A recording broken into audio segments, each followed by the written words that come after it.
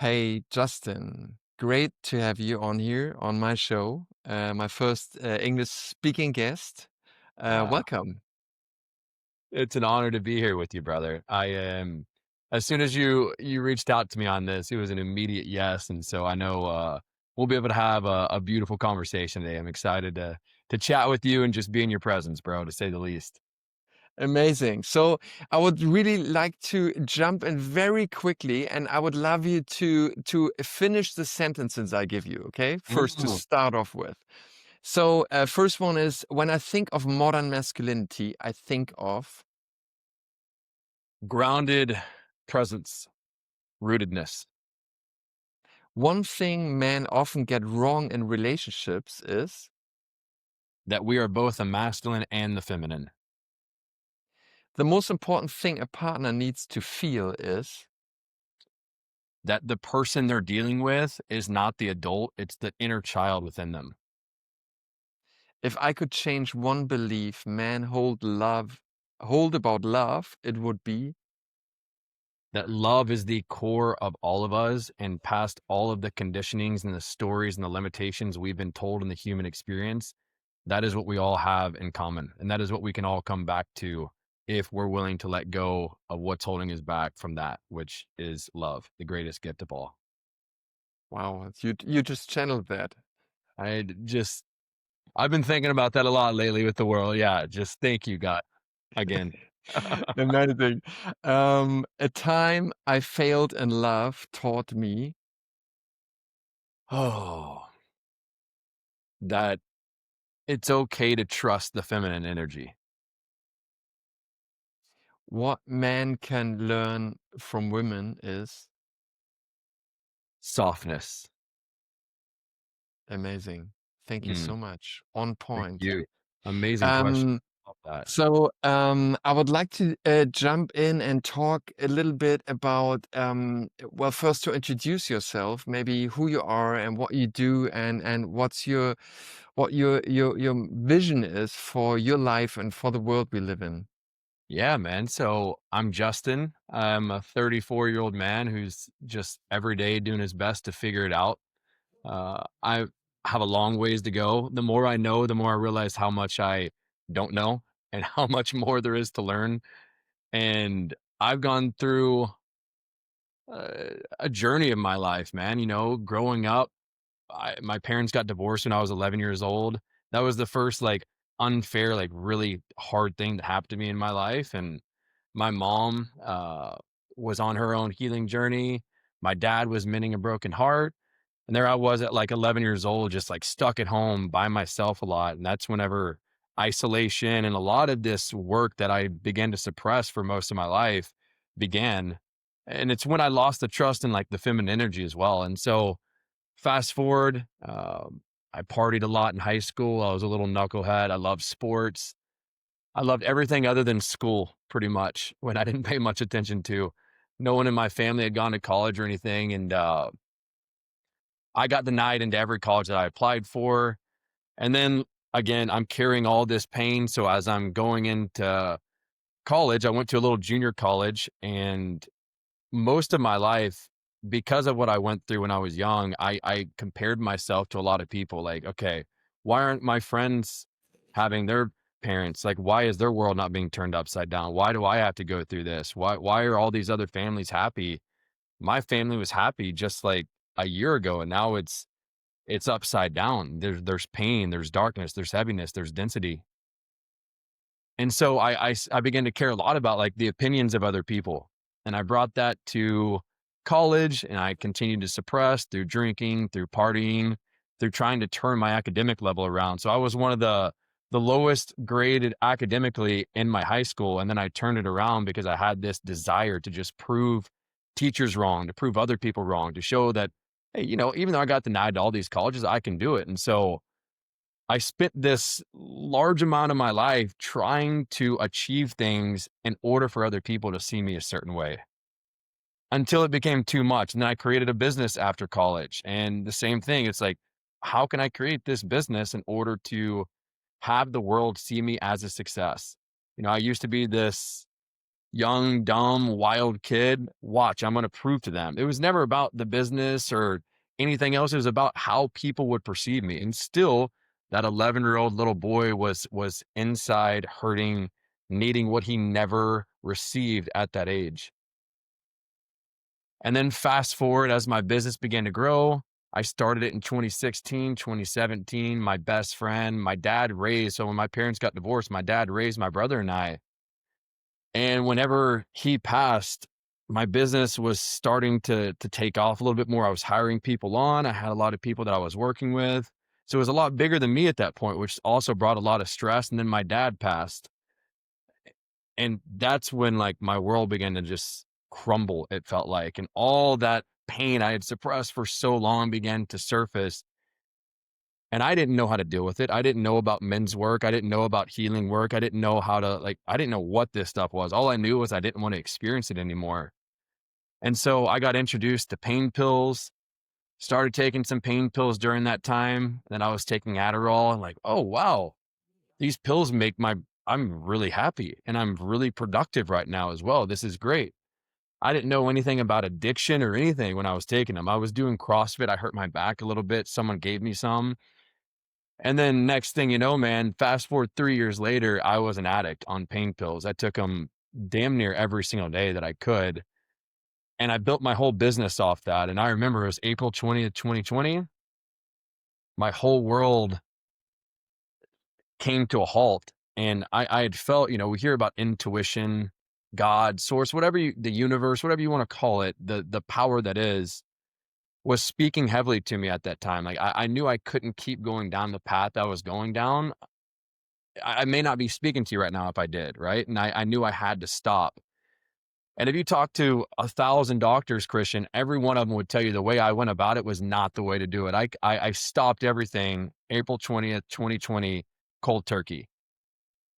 And at the time, I was very invested in my business. My hands were all over it. I knew every department. It was all dependent on me.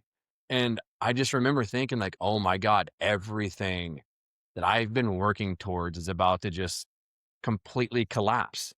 Like my whole identity is now gone. Everything that like made people see me a certain way is now gone. And on top of that, about to have to deal with withdrawal symptoms for the next 6 to 9 months that are going to make life incredibly difficult because my brain, my opioid receptors, all they knew how to receive happiness was through opioids, through pain pills. And it got to a point where the brain chemistry changed so much. Eating a meal, hanging out with friends, seeing sunshine, none of it made me happy. All that would make me happy was working on my business, taking pain pills, feeling good, and then starting the process over and over each day. And as I stopped, I remember throwing my hands up. It's like, God, whatever I have to do, I will go through all of this in order to never have to feel this way again. And so I can teach men, teach women as well, how maybe they're not going through addiction, but maybe they're going through a similar darkness. There's all sorts of addictions other than just taking a pill, right? There's addiction to pornography. There's addiction to self-hatred. There's addiction to how we see ourselves, how we see the world. There's loops going on in this brain of ours that are working. And my second reason was like, I'm going to figure out how I got here, how I can heal this, and how I can help other people heal it as well. And that's when my journey began. And, one of my favorite quotes is like, when we let go, it all gets done. It's a Taoism quote in the Tao Te Ching. And that quote proved so true to me because as I thought my business was about to fail, everything I've been working for over 6 years, all the people that were depending on me, over the next 6 to 9 months, my business did better than it's ever done in the history of the business. When I let go, I wasn't a part of it at all. Leaders began to rise up. There was the constraint that I was clearly putting on it energetically from like, I need this to succeed level. It left and people were able to rise up in positions and bring creative ideas. And I'm over here kind of humbled at it. Like, wow, have I been holding the business back this whole time? I thought I was the maker of this. But I think I've been holding it back by how I've been treating it, right? And it's such an example, not just in business, but with life. Like when we constrain and we try to force, we really, we really put a hold on. It's like a bobber, right? I look at manifestation and our ability to create the life we want as a bobber. When we push the bobber down, The bobber's underwater. When we let go of the bobber, what does it do? It comes up and it stays afloat. And it was the prime example and prime testimony for me to go through that and to be so convinced that it was all over. And little did I know it was just getting started. In the next 2 to 3 years, I really delegated my business to where I wasn't inside of it because I was working on myself. That's when my healing journey really began. I was like, I have to figure out how I got here, why my mind is this way, what caused this to happen. Because clearly, I'm not pointing at the addiction. I'm pointing at what caused the addiction to happen. Right. I think that's a really important discernment. And then the next 2 to 3 years, the business did better than it's ever done. And 2024, I decided to sell the business. Um, and started doing men's work in 2022, started doing other uh, work with healers, with intuitives, with plant medicine. I mean, I've really put energy and effort into figuring this whole healing thing out the best that I can, exploring myself, exploring the mind, exploring these emotions, learning from awesome people like you, like the brothers from John Weiland, from John himself, and just trying to come to my own senses of like what life is, what is it to be a human, why do we suffer, what is suffering, how do we use suffering to turn it into goodness, Yeah. and when we suffer, how can we also be vulnerable with it to realize like, wait a minute, we're we're all on this rock that's floating in space together, and we're all suffering in a way, right? It's like in Buddhism, dukkha. It's like the internal suffering. It's like there's always a little pebble in our shoes. No matter how good life gets, it's like just wait. If life's going really well, something's around the corner that's going to come and test you. It happens every time. We know this, right? It's part of the human experience, and the more I was able to lean into that and be around other brothers and open up about it, it's like, wow, there's a whole world of people that have also gone through similar pain that I've gone through. And it just opened my world up to like, this is what I want to do. And so I sold the business in 2024. And now my whole mission in life is to help heal the men of the world so we can heal the world. Right. And I Yes. also want to be working with relationships, and I just started my one on one coaching, but like my mission is to continue to heal myself because Yeah. I'm always a work in progress to connect with the divine and let the divine's light be my light that I can shine onto others is like my main mission now. And so it's been a journey. I'm got a long ways to go, but I'll say this, I like to use this analogy a lot. It's like I feel like for a long time, I was looking for the path. I was going this way, this wrong direction here, wrong direction here. Now the path has been laid. Now I just have to take the steps. Right. And I'm just in the process, the beginning process, as I would say, of realizing what the path is for me and just slowly but surely taking the steps with faith and knowing that if I follow the energy, I'm following the message of the divine and like it'll take care of itself. And Yeah. so Yeah. um it's been a journey, man, and it's been incredible to untangle and to continue to untangle and to look at healing as almost like a game in a sense, right? It never ends. Healing is never ending. There's always something coming up. The more we let go of layers, there's more layers for us to work with and to change the mindset of it. It's like, is pain here to harm us or is it here to teach us? Is it here to be Right. a gift that we can, if we want to, we can open it and allow it to be the greatest guru of our life? And so, um, yeah, man, that's just a little overview of my story, and I'm happy Wow. to be here with you. Yeah, I try Yeah. to shorten that out the best I can, but it all the dots have to connect so it makes I sense. know, I know, I can tell. Thanks for telling a bit about your story, about your Mhm. path, and it's huge. Like in what short term of time you experience what you have experienced. I think some other people need their whole life to experience what you have been going Mhm. through, and I think you being 34 years old can be you can be so happy that you figure out a lot of these things in early in your early life. How would you like I mean, we live in a world where I would say, whether it's in families, in relationship, in business, especially we're talking here mostly about men, but obviously women are like a lot of these things we were talking about. Women feel the same and are in the same struggles and whatsoever. But when it comes to men, you're talking about the divine, about God, about the connection, about these moments of deep truth, of authentic connection to your higher self, all of this.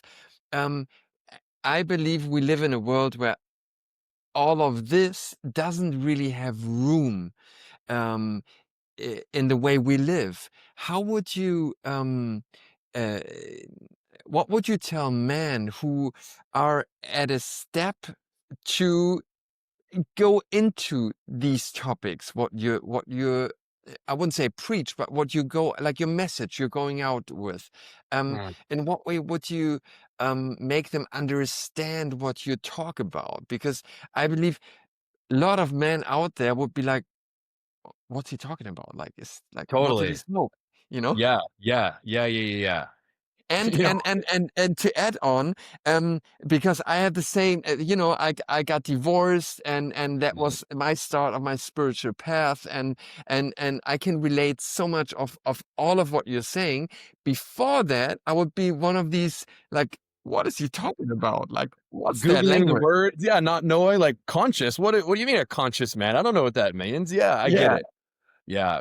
You know, one of my mentors, he told me, he said, "You need to be," and I have been this guy, and I know you have too, and, we all are before we get into the work. We're all the when we don't know, we just don't know, right?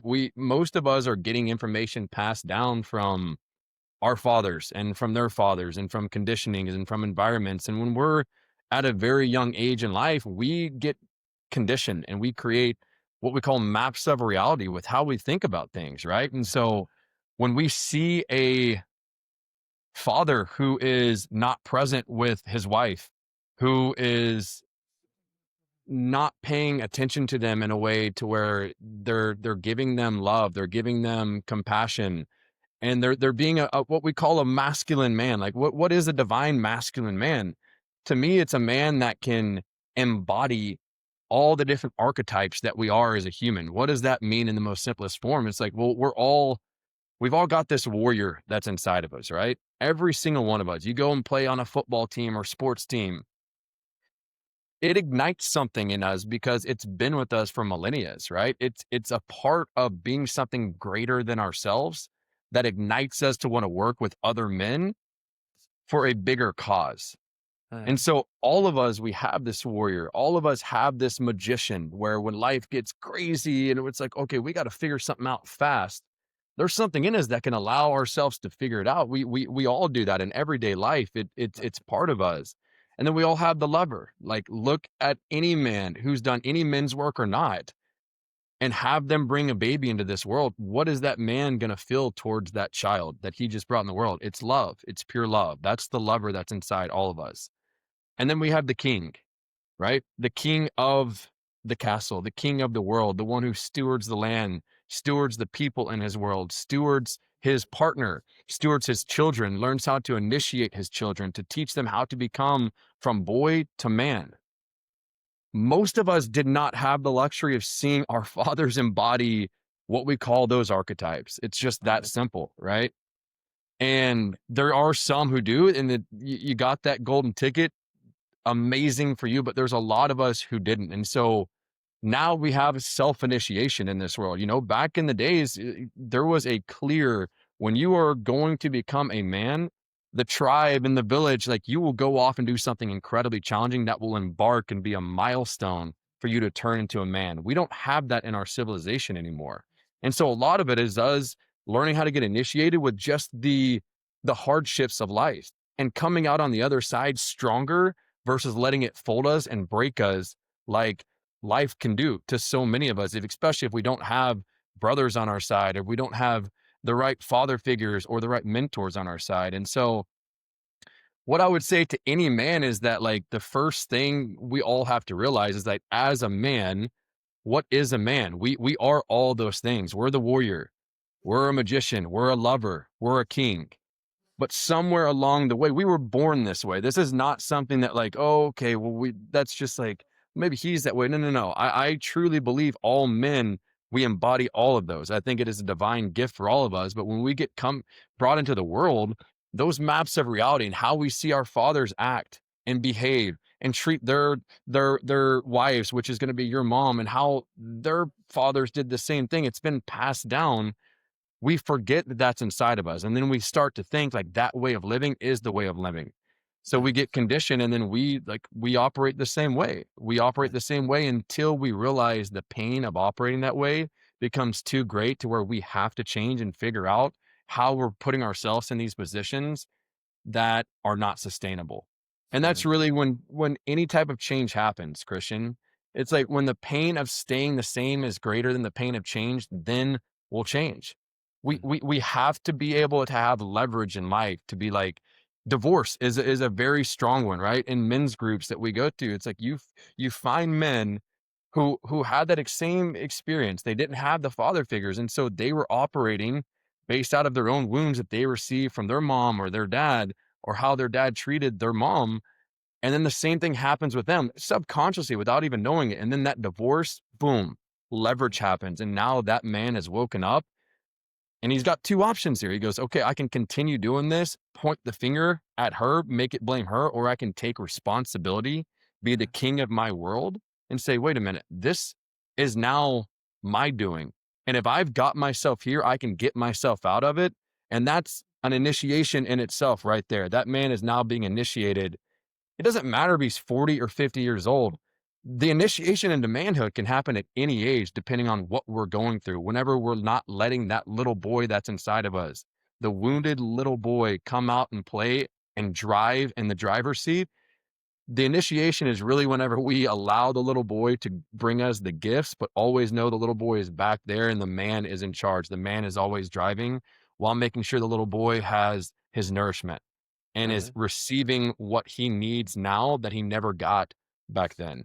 And mhm, so I hope that kind of explains it and breaks it down. The simplest way is just like realizing we all have the divine masculine. That's a word that's thrown around a lot. I don't even know if I like the word too much, but mhm, it's like we're all this perfect archetypal divine man inside of us when we come into this world. But then somewhere along the way, we learn that's what life is. We learn all these things of what we think we're supposed to do. And then the real healing work is coming back to who we are, to who we've mhm, always been. And it's not about finding who we are and going out in the world and finding that out. It's about just remembering that it's mhm. always been within and untangling everything that tells us otherwise. Uh-huh, mhm. Um, I could feel actually when you were starting to talk about the four archetypes. It's a really interesting concept, I think. I could feel a bit of shame because when you said your children are gonna see you as a man, as the husband of the mother, how you treat her, I could feel a bit of shame because there are moments where I know I could be better as a father in front of my two little girls towards my partner. Right. Um, and then I have this voice, this pressure, um, saying, you should be better.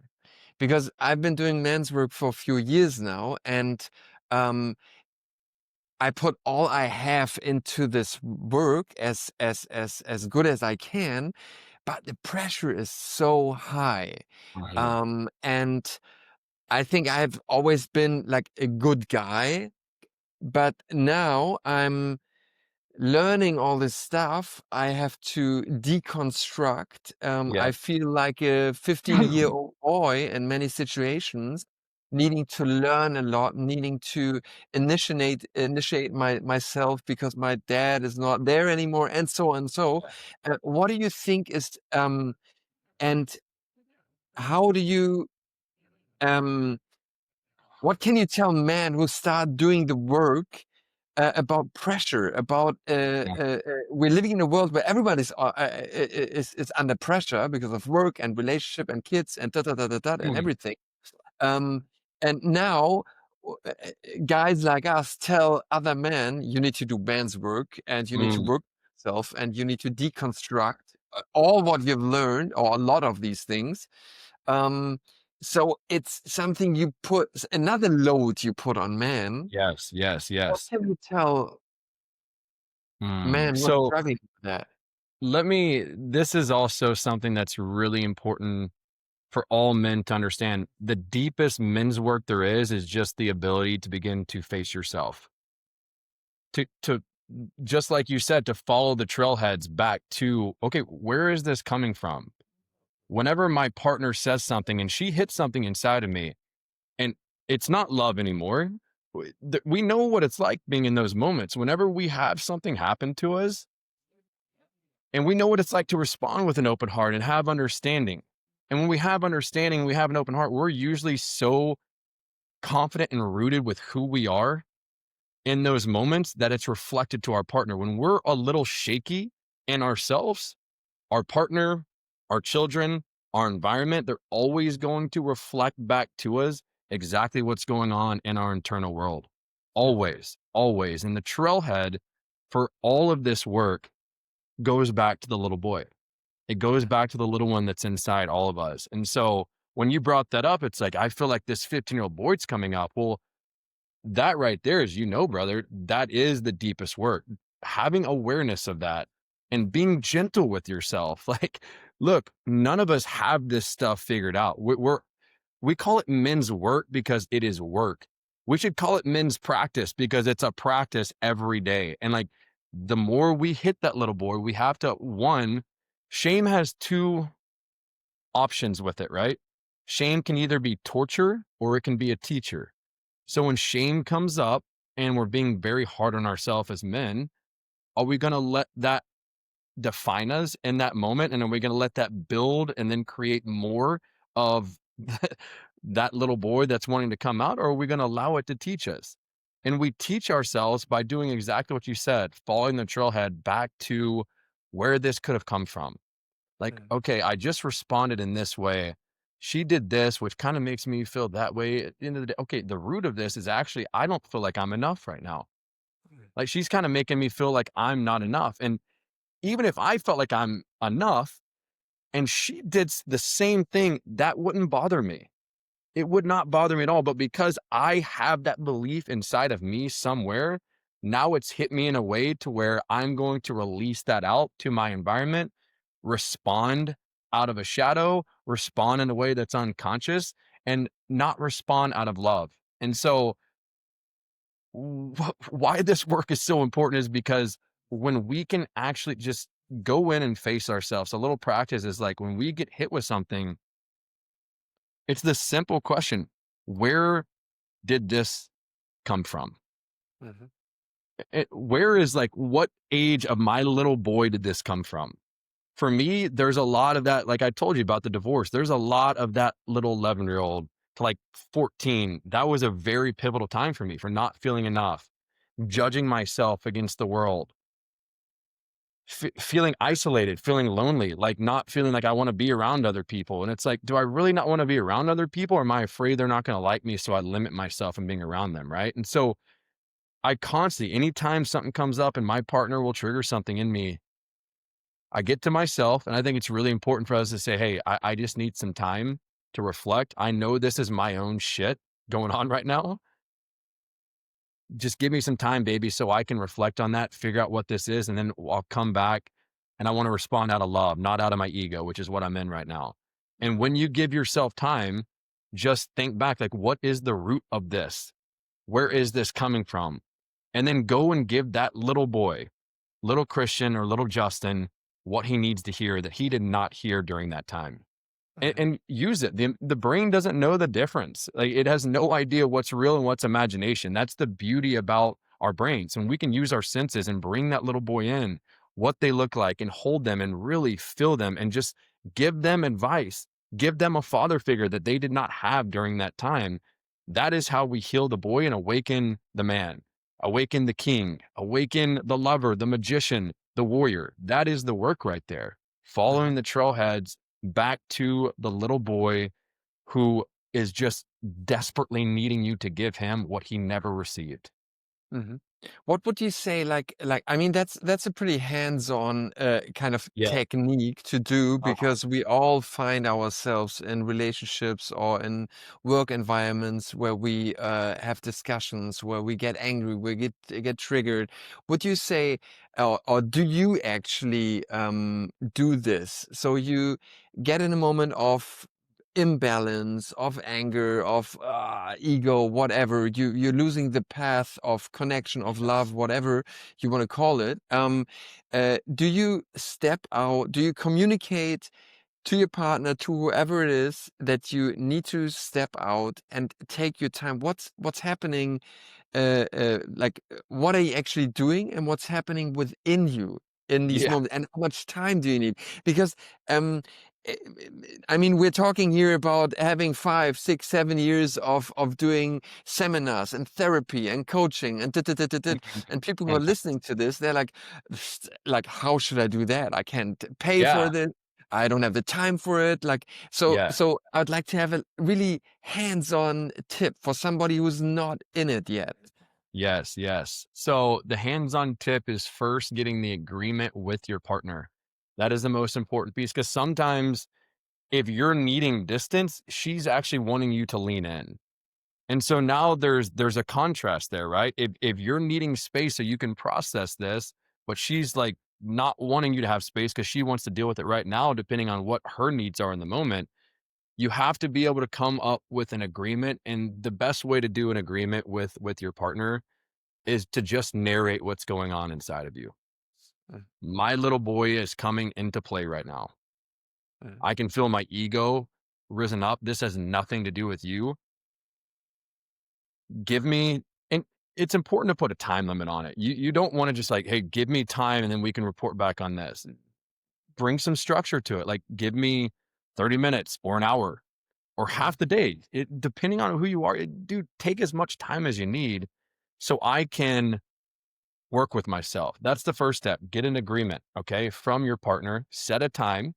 Make sure she's on the same page and make sure she knows that you're owning it, you're taking responsibility, and that you're also going to be the leader and come back and then come up with a plan or solution, or at least just letting it out so she knows what you were just experiencing. And so mm, she's not taking it personal on her end, right? Because we're all humans. Women have wounds too, and they can, that's a whole different topic, but it's you're also dealing with another human being. Get the agreement. The second piece, where is this coming from? So you can get a journal out. You can feel it depending on your way of going about it. I like to think and feel. That's really my technique. I know a lot of brothers who love to journal. They mm, love to just get on there and journal. Some love to type. Whatever your strategy is, get with yourself, breathe, maybe get in nature, find just a little distance and mm, ask yourself, where did this come from? Once you ask that, you don't need to just immediately have an answer. Just wait for a little bit. It may take you 5 minutes. It may take you 15 minutes. It may take you a few hours to start understanding like, okay, what just happened here? mm, And as that comes in, you begin to see the little boy, what age you were. Like that's really the best way I can explain it. Like the little boy will come into effect. It may not be an exact age, but they'll be like, okay, that's was like my younger teenage years. Or this is that little shithead that was an 18-year-old, or this is the little boy who, really struggled with like worrying if people liked him or not feeling like he was enough or having shame or judgment or unfairness in his life. And when you identify it, you then just give them what they needed, Christian. Like that's the and we only know the answer to that. Like what Christian needed versus what Justin needed, it's all so different. mm, But you now are this man that's working on yourself. You've got life experience. You've gone through and you've seen way more things than this young boy's seen, and he wants your wisdom in this moment. He wants to be able to hear what he never heard. And so the practice, the more we do it, the more it becomes fairly quick to where, like, in the moment, you don't need an hour to think about this. You can identify it right away, take ownership, know where this is coming from, and then soothe that little boy that's inside of you. And then within a few minutes, or maybe even just a few moments, you're back in a place of an open heart, king, masculine man who's ready to deliver to his partner his gifts, right? Yeah. But when we don't do that and we operate and we let that wound come out and we're trying to protect ourselves from a defense mechanism and ego comes out and we close our heart, we all know what happens with that. We all know Mhm. how we respond. We all know the repair work that comes after that happens. And it causes way more of a repair process and amendment with your partner than just taking the responsibility and doing the work yourself right away. And so I hope Mhm. that answered that for you. It's again, Yeah, yeah, yeah, agreement. fully. Yeah, agreement. Where did this come from? And then what can you give that little boy that they never had back then? And just working with that and really Mhm. allowing the brain to register like, okay, this little boy is now feeling it and receiving it. And I'm giving him what he doesn't have so I can bring that back to the present moment that I'm in right now. Mhm. You were, I find this really interesting, and I would like to empower everybody who's listening, that these processes are being quicker and quicker. So you might Yes. be when you start, you're just like, "Yeah, what the fuck's going on?" And she's so and so and so and so. And I used to, for example, I used to call friends, my male friends, and whom I know would make me feel right, and my partner is the bad Yeah. one, Yeah. and so my ego got nourished. Your But ego now, bros, I get it. Yeah. yes, and now what I do is I really I take my time. I go out, I sit down, I reflect on it, and I have male friends who um, mirror me, who Yeah. ask me, "What's your part on that? What Yes. should you do?" I Yeah. think this is so important to So have important. people around you, male Yeah. friends, Mhm. who who hold you, who don't shame you, plus who, bring you into responsibility. Yes. Yes, What do you brother. think? I it's so important. It's so important. Sometimes our ego bros are great. We need an ego bro every now and then. If I'm feeling shitty, I want my ego bro to kind of lift me up and give me some, in the moment I might need that. But that's what brotherhood is, man. It's like it's someone who can hold a mirror up to you and Uh, know when you're playing in a C player mindset. It's like, bro, you're an A player. I'm not gonna let you stay down here. I'm gonna call it for what it is, right? uh, And I think that as a man, it's like as a human being, let's take responsibility for ourselves. Let's start there. That's the most important thing that we can do. We can't change another person. We can change ourselves, and that then will give us the opportunity to have them change naturally.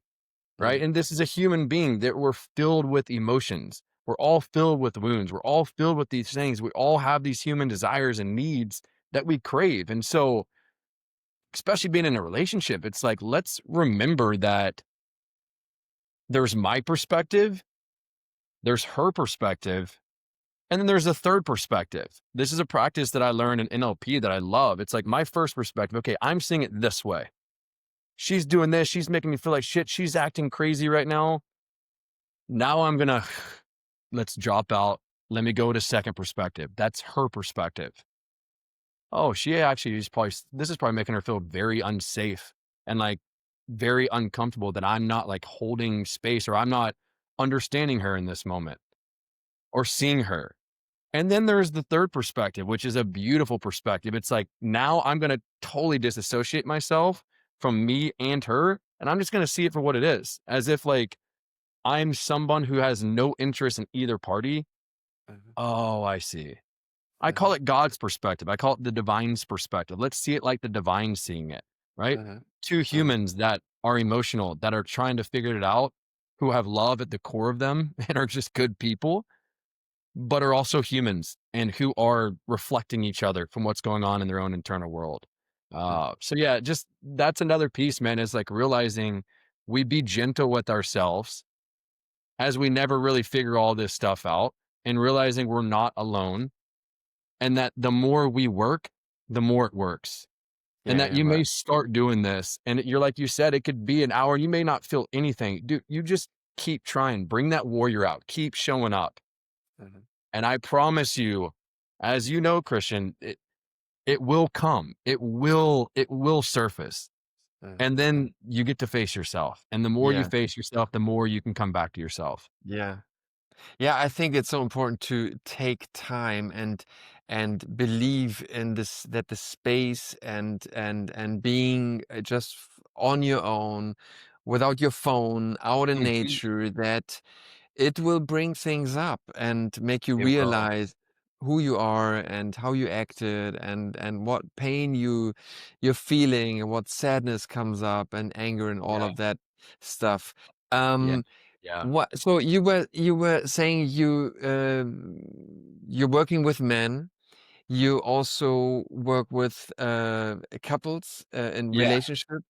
Yeah. So what would you say is the number one struggle for men in relationship, and what could they do to not figure it all out? We know it takes a life to figure things out, Yeah. but like to You let me know to when you figure it out. I'd love that. I'd love that I'll give answer. you a call.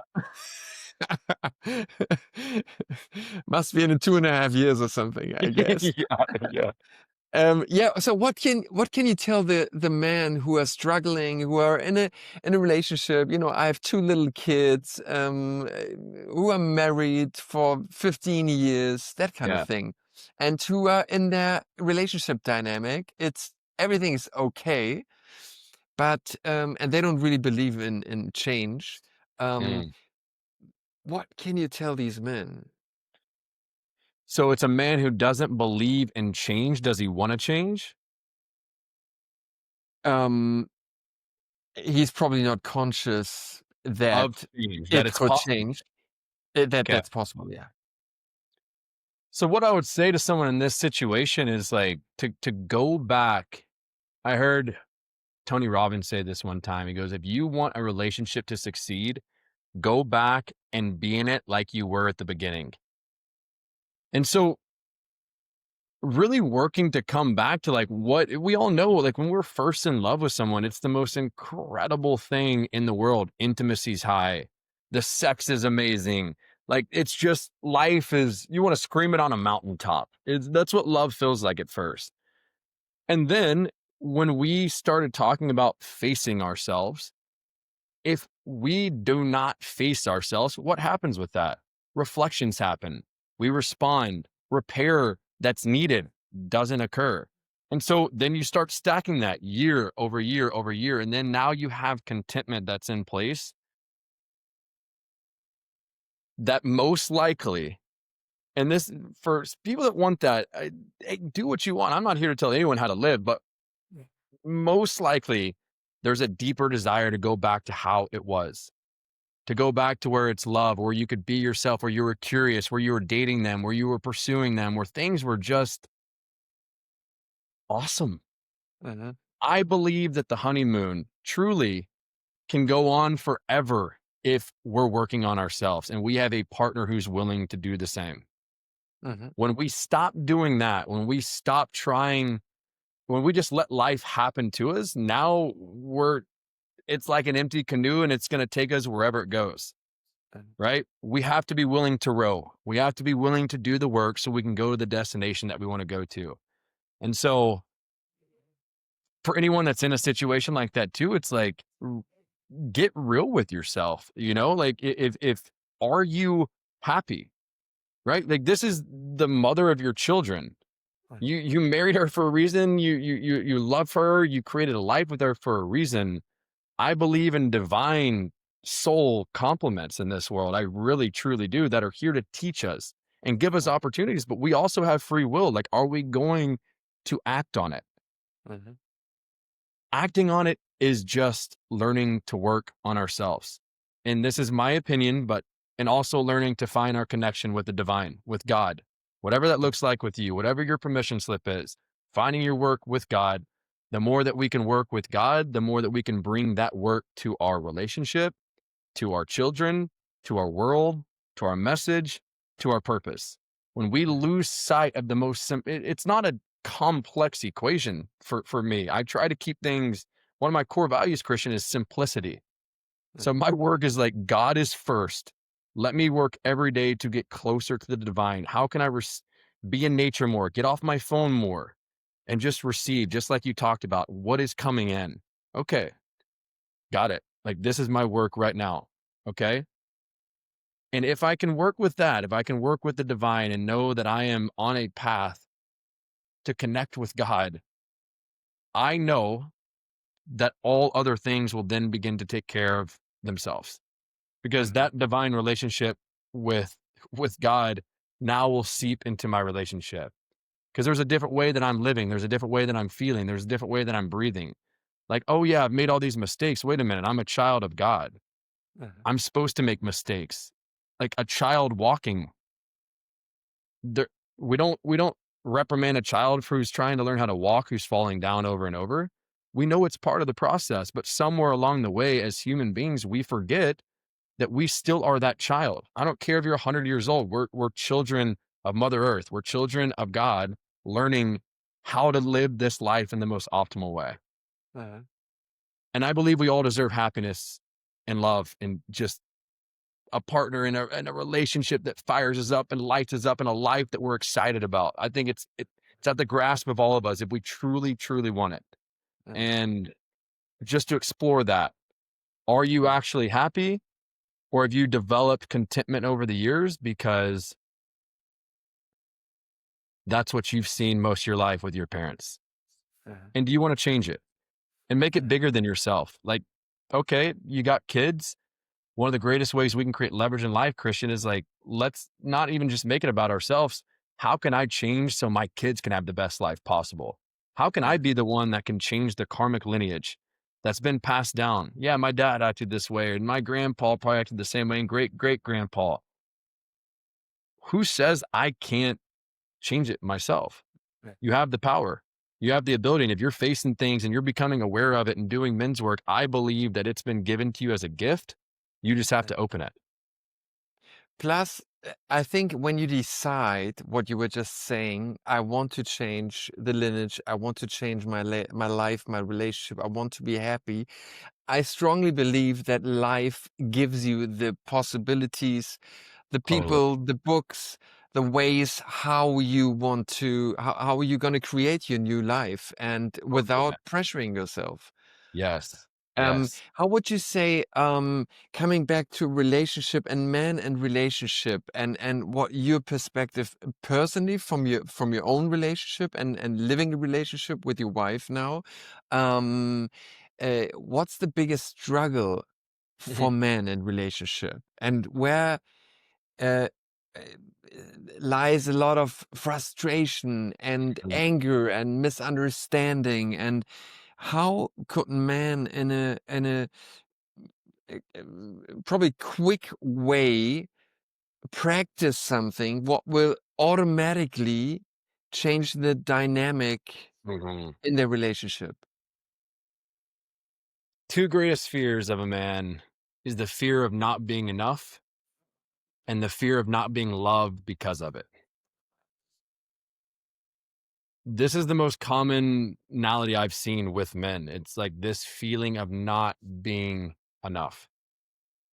And if you feel that way, I'm here to tell you, brother, you are not alone at all. Like, trust me on that. You are not alone. And that's one of the biggest struggles is like in a relationship, not having respect and not being seen for who you are and letting, and it's hitting you because somewhere deep inside you, that little boy believes it, believes they're not enough. They were told they weren't enough, and they developed stories and data to say, oh, wait, that's actually correct. It's not correct. I'll be the first to tell you that. And the way we heal it is I got to go back to what I just told you, man. Follow the trailhead back to the little boy. That is the way to heal it. Mhm, The little mhm, boy is coming out to play. The little boy is telling you it needs something from you. mhm, Listen to the mhm, little boy inside of you. And that mhm, awakens the deepest, most grounded, most present, most unstoppable man that you're capable of becoming every mhm. time. How can men, because I believe it's so important to practice vulnerability. Ooh, Um, and why is it so important? What do you think? I mean, we both are in man's circle. I believe. yeah. Are you? Yeah, you are. Yeah, yeah, And we know the strength, the power of a man's circle, of going deep together, of opening up, of mhm, practicing vulnerability. It's different than having women in a circle. yeah. Why do you believe it's so important and such a great, easy, low-level step for men to look for a man's group? What's the Mhm. what can a man get out of that? Yeah. Well, one, it shows you you're not alone. I think that's one of the most important pieces of men's work in general. When you begin to open up, like the lone wolf mentality, just being tough and suppressing it just it's not sustainable over time. It just does not work over time. It may have worked back in the day. In this modern society that we have, we need each other. Men need each other. And so I just feel like, if the more that you can open up, the more that you can become vulnerable, you see that there's so many other people holding your pain. You then begin to get trusted by other men a lot more than you would have because now a man sees you in your most authentic form. And when you're hiding it, when you're suppressing it, there's a part of them, no matter how genuine you are, there's a part of them they can't fully trust because you're not letting yourself be fully seen. And what a men's group does is allows you to be seen. Allows- and it's hard. It's a hard thing to do sometimes, but it's the work and it's hard for everybody. And that's what you can find out about yourself in a men's group. Here's the most beautiful part you get to take home to your family, to your world, to your business, to whatever you're doing. Vulnerability, facing yourself, knowing you're not alone. These little three little things that you can learn from a men's group right there. There's a lot more, but those are three little gifts and seeds that you can begin to plant in every area of your life that can bring you a beautiful harvest. And Uh, so anyone that's interested in a men's group, it's like it may seem weird. It was weird to me too. I didn't know anything about it. I'm like, what? This a men's group? I don't need a men's group. I've got my boys, like it's all good. But try it out. Just try it out. You'll know if you got a calling with it. If you got something inside of you that just shows it, and you're acting a certain way, and like you want to change. Give it a shot, and I promise. Just like I know you can vouch on this too, Christian. One of the best decisions I've ever made in my life, hands mm, down. You know, mm. and it exposes you in the most beautiful way. What would like thinking big and thinking globally, and I mean we have experienced it in a very like doing the EMLT last year with John Wineland. Um, we have experienced a lot of intimacy, vulnerability, a lot of connection with other men from all over the place.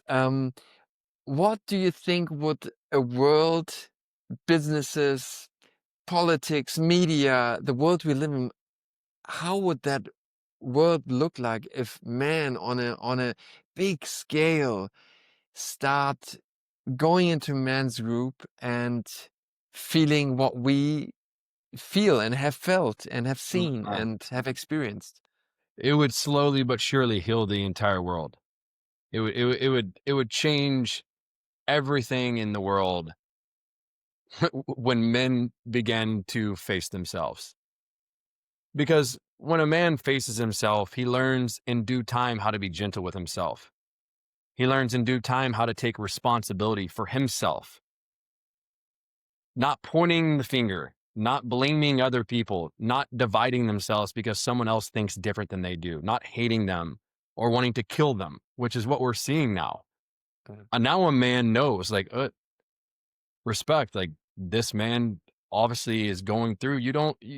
A person who's done the work is not going to see someone and reprimand them or hate them.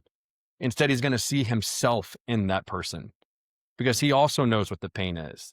He also knows what it's like to lose grasp of himself and go down a route that is unexplainable with where the mind can go. And the more men can just do that and face themselves and find their own permission slip to the divine. I'm not pushing religion on anybody. Find your own.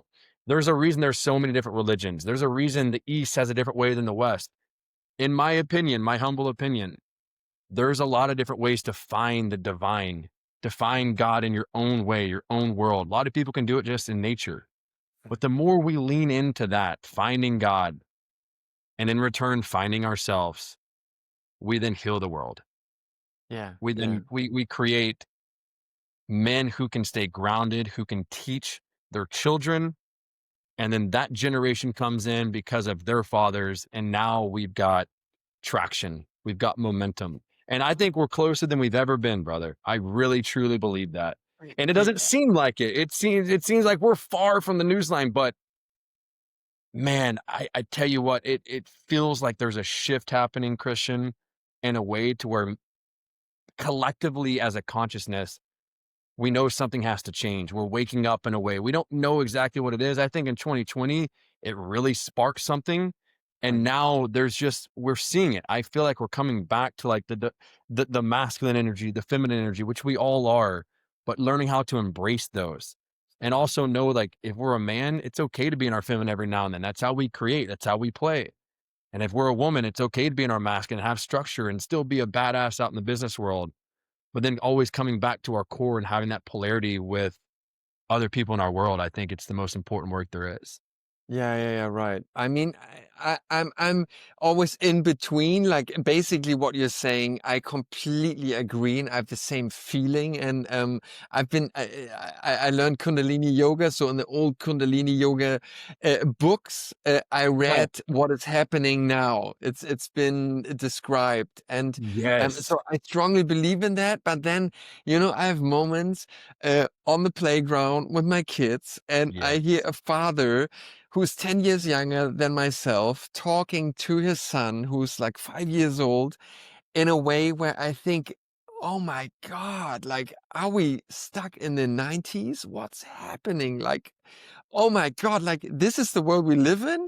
This Yeah. is, and seriously, and I mean, not only that example, but all what we see, Yeah. there are moments where like, oh my God, everything is being turned back to like 10, 20 years back. Like what's Yeah. happening? Do you Yeah. have hope? Yeah. I have a lot And of and hope. and please try to focus on man and what man do with the Yes. world we Yes. live in, you know? Yeah. Yeah. I do have a lot of hope. And I do believe this is why us focusing on ourselves is the greatest gift and contribution we can give the world, because just the way that you're around your children out in the park, that man that's wounded that sees that, that can plant a little seed in that man that can change his life from just your way of being, your way of living, how soft you are with your kids, how fun you are with your kids. It changes him. Because I can almost guarantee that man that was talking to those kids like that, well, how do you think he got talked to? 100%, yeah. Same way, right? I Yeah. mean, why it's normal to him.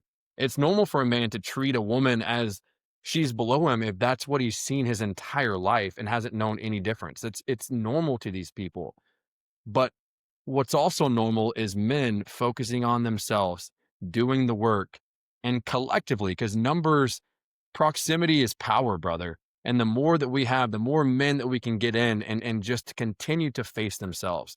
You don't have to go join a men's circle, but to face yourself and to really be willing and committed to do the work. That is how we change the world slowly but surely over time. It's your work is the greatest contribution you can give the world, hands down.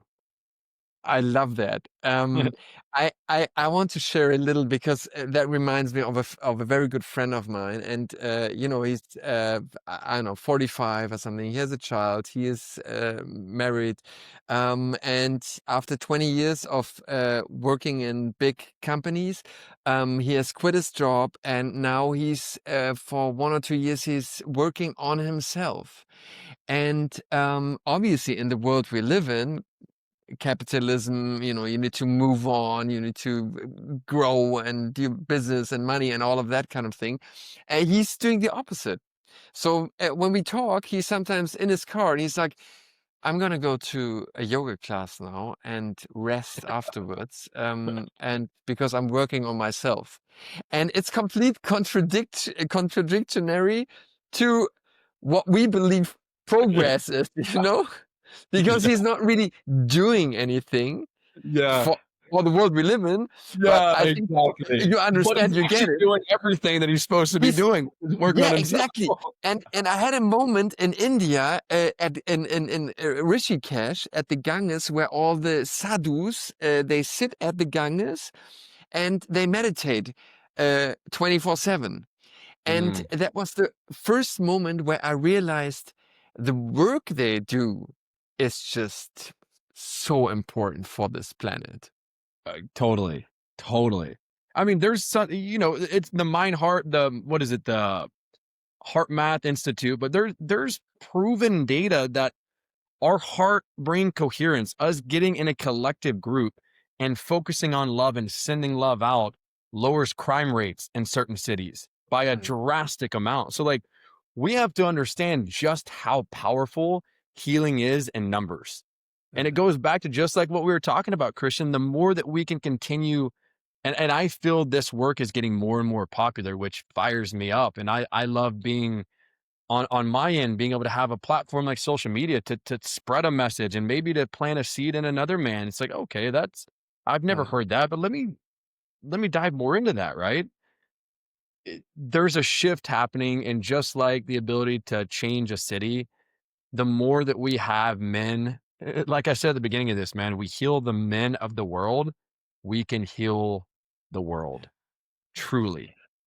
yeah, The more that the numbers step in, the more that people continue to commit to just realizing, becoming aware of, like, okay, I need to change. I don't know what that looks like.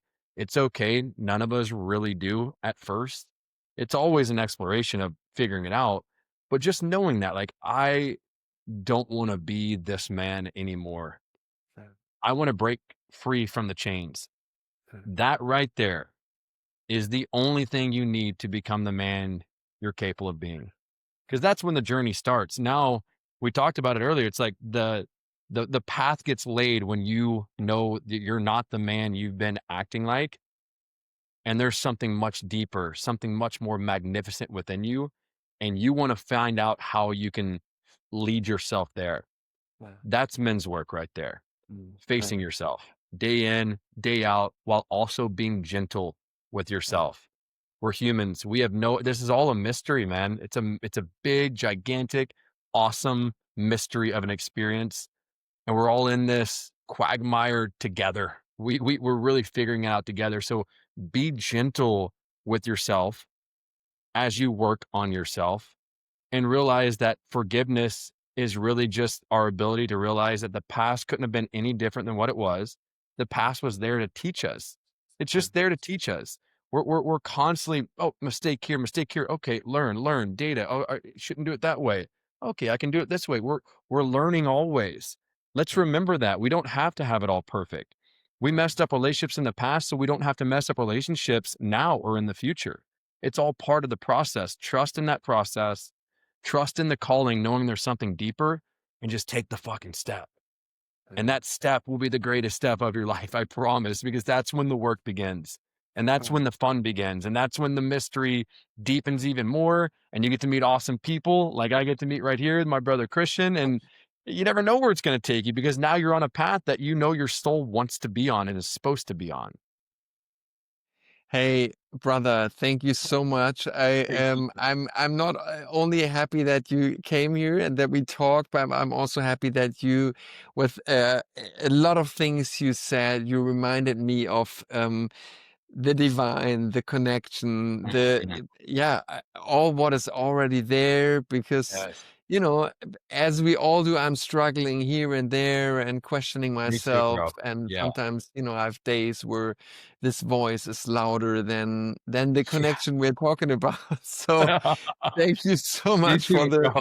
reminder. And yeah, and thank you so much for experiencing EMLT together.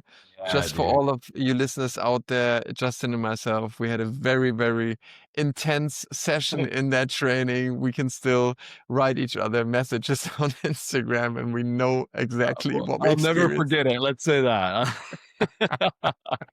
I Well, love you, bro. hey, I love the work you're doing, man. I'm sending you nothing but love and big blessings, dude. You're an awesome guy. You're such a treat to be around, bro. Keep shining your light. It's a thank you beautiful so light that much. people need. Yeah. Thank you so much, brother. Thank you, bro. Okay.